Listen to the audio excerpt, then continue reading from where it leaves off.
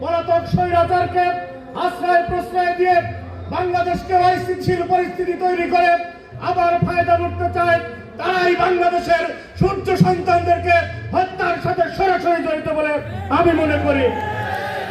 এই বুদ্ধিজীবীদেরকে হত্যার সাথে সরাসরি এই সাম্রাজ্যবাদী শক্তি জড়িত, যারা খুনে হাসিনাকে আশ্রয় প্রশ্রয় দিচ্ছে। বাংলাদেশ নিয়ে বেশি খেলবেন না।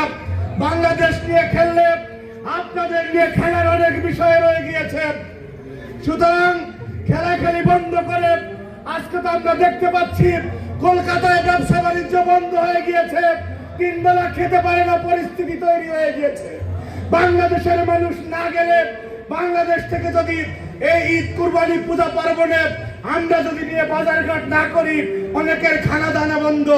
সুতরাং বড় বড় ফাপড়বাজি বন্ধ করে দিয়ে বাংলাদেশের সাথে বহু